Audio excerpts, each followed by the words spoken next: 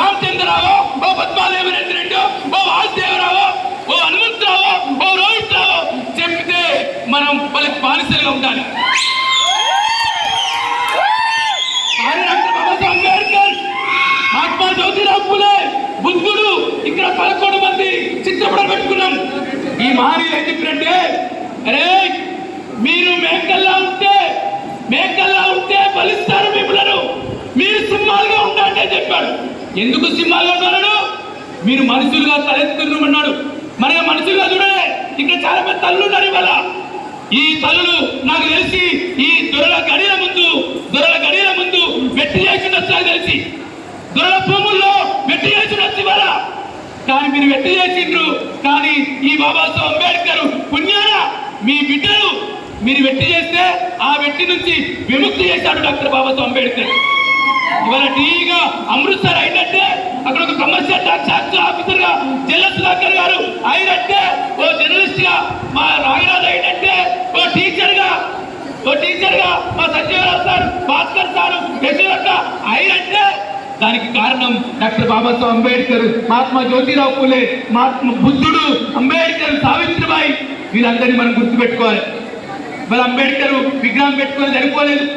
నేను ఇంతకుముందు అక్క చెప్పింది, అక్క అంటున్నతోటి అమ్మి ఇంతమంది ఇంత పెద్ద సభ జరుపుకోరు కదా, మరి అంబేద్కర్ కులానికి మళ్ళీ కోరుకుంటే కదా ఎవరైనా కులాంతర వివాహం చేసుకున్నా తమ్మి ఎంతమంది చేసుకున్నా అడిగింది.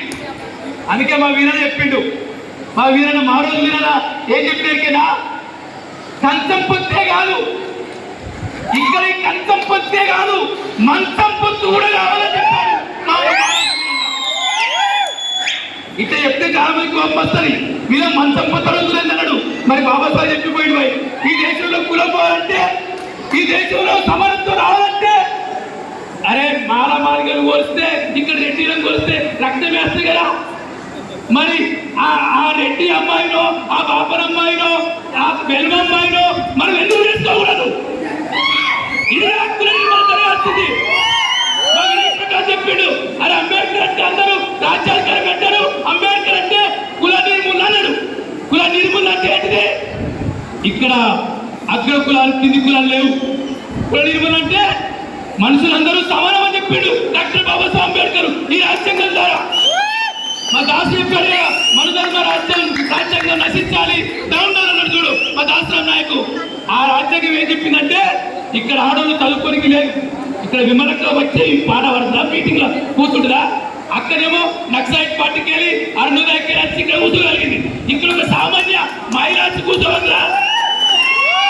సామాన్య మహిళ ఓ మాల వాడించో, ఓ మాలిగ వాడించో ఇక్కడ వచ్చి కూర్చుంటుందా?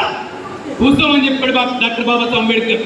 సమానత్వం ఏంటంటే ఇక్కడ నాకు తెలిసి రావులు ఉంటారు, రెడ్డి కూడా ఉంటారు, వెల్మల్లు, కమ్మళ్ళు, బీసీలు, తెలుగు దగ్గరాళ్ళు, లంబాళ్ళు, మా ముస్లిం అహ్మద్ భాయ్, మా మక్సూద్ భాయ్, ఇది ఇట్లా సమానం కోరమని చెప్పిన అంబేద్కర్.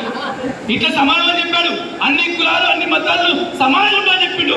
సమానం కావాలంటే మనందరం కులాంతర వివాహం చేసుకోవాలి. చేసుకుంటారా? మీరు అంబేద్కర్ బిడ్డలైతే చంపేస్తారు బిడ్డలు. ముందు సూర్యాపేటలో మాల బండిని చంపేశారు. అంతకుముందు మిర్యాలగూడలో అమృత్ ఎంపారు ప్రణయ్ని చంపేశారు. ఓ కౌంటర్ అమ్మాయిని చేస్తున్నందుకు మాల బండిని చంపేస్తారు. సావుకైనా సిద్ధపడదాం, సావుకైనా. ఇంతకుముందు అక్క చెప్పింది కదా, ఈ నేల విముక్తి కోసం అనేక మంది నాతో కలిసి పనిచేసిన, ఈ గడ్డ మీద పనిచేసిన కామ్రేడ్ చంద్రశేఖర్ విడివేసి విద్యార్థి సంఘం నాయకుడిగా మెరిట్ పట్టణంలో బీసీ బిడ్డ ఆయన ఈ ప్రాంతాన్నంతా చైతన్యవంతం చేస్తే ఇక్కడ పోలీసులు కన్నగింపోయి కామ్రేడ్ చంద్రశేఖర్ ను ఇక్కడ జోగిపేట, ఇక్కడ మంజీర నదిలో పట్టుకొని ఎన్కౌంటర్ చంపేశారు. కామ్రేడ్ సుభాషను ఎక్కడో హైదరాబాద్ లో పట్టుకుని వచ్చి ఈ ఏరియాలో ఈ మంజీర నదికి పట్టి వచ్చి ఎందుకు చంపుతారు? ఇవాళ కేశవరావు చంపారు. బస్వరాజు కేశవరావును ఎందుకు ఈ రాజ్యం చంపింది? బస్వరాజు కేశవరావు ఏం చెప్పాడంటే సమానత్వం కోరుకున్నాడు. ఇంతకుముందు విమలట చెప్పింది కదా, దోపిడీ సంపద ఎవరి చేతిలో ఉంది? ఆ సంపద అంతా వికేంద్రీకరణ కావాలి, ఒక కొంతమంది చేతిలో ఉంది. ఆదాని అంబారీలకు ఆ ఆదివాసీ ప్రాంతాన్ని అప్పచెప్తున్నారు. దానికి వ్యతిరేకంగా కొట్లాడితే కామ్రేడ్ బస్వరాజు చంపారు. చంపడమే కాదు, అరే చంపినాక ఏం చేయాలి? కనీసం మృతదేహం అని ఇవ్వాలిగా. వారు ఏం చెప్తున్నారు? డిఎస్కి పోయి మీరు అక్కడ జోహాలు చెప్తారు, మీరు అక్కడ స్తూపం చెప్తారు, మీరు అక్కడ సంవత్సరం చేస్తా చెప్పారు.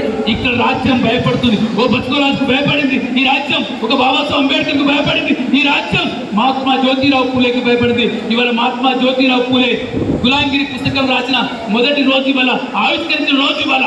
అంటే ఒక స్వేచ్ఛ, ఒక సమానత్వం కోసం డాక్టర్ బాబాసాహెబ్ అంబేద్కర్ తన జీవితాన్ని త్యాగం చేశాడు. ఈ మహనీయులందరూ త్యాగం చేశాడు. మరి స్నేహ సంఘం పెట్టుకున్నారు.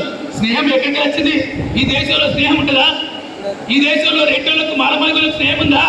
ఈ దేశంలో మాలమలుగులకు బీసీలకు ఇక్కడ వెలువలకు స్నేహం ఉందా? ఇక్కడ కరుణ రామచంద్రరావు బాపర్ జాతికి మనకు స్నేహం ఉందా? బాబారావు సాహెబ్ అంబేద్కర్ ఈ రాజ్యాంగంలో చెప్పాడు, సోదర భావం ఉందని చెప్పాడు. చాలా మంది ఏం చెప్తారు? ఈ రాజ్యాంగం అంతా కాపీ రాజ్యాంగం చెప్తారు. అరే మీ అందరికి సవాల్ చేస్తున్నాను, ఈ రాజ్యాంగంలో రాసిన సోదర భావం అనేది స్వేచ్ఛ ఎక్కడైనా ఉండొచ్చు, సమానత్వం ఎక్కడైనా ఉండొచ్చు. సోదర భావం ఉన్న రాజ్యాంగం చెప్పండి. మీ అమెరికా రాజ్యాంగంలో సోదర భావం ఉందా? మీ బ్రిటన్ రాజ్యాంగంలో సోదర భావం ఉందా? ఒకే ఒక ఇండియన్ కాన్స్టిట్యూషన్ లో, భారత రాజ్యాంగంలో మాత్రమే సోదర భావం ఎందుకుందంటే ఇక్కడ కులం ఉంది, ఇక్కడ కులం ఉంది. ఈ కులం పేరుతోటి కొన్ని కులాలకు విభజించి మనల్ని సమానంగా కాకుండా వ్యతిజాగిరిగా బాధ్యతగా చూశారు. కాబట్టి ఈ సోదరభావం ఉండాలి. మనందరం సోదరభావం అంటే ఏంటిది? మనందరం కలిసి ఉండాలి. కులాలకు అతీతంగా, మతాలకు అతీతంగా మనందరం కలిసి ఉండాలి. కలిసి ఉండనిస్తారా? మన కులం గురించి మాట్లాడితే, కులం గురించి మాట్లాడితే, మతం గురించి మాట్లాడితే, అని నేను కూడా హిందువులే చేతుల్లో పెట్టుకొని ఎక్కడో ఏం జరిగితే మొత్తం వాళ్ళే హిందూ వరుసకి వల్ల బీజేపీ మొత్తం వాళ్ళు చేస్తున్నారు. బీజేపీ, కాంగ్రెస్, బీఆర్ఎస్ లకు వ్యతిరేకంగా నిలవడమే డాక్టర్ బాబాసాహెబ్ అంబేద్కర్ నిలవడం. ఎందుకంటే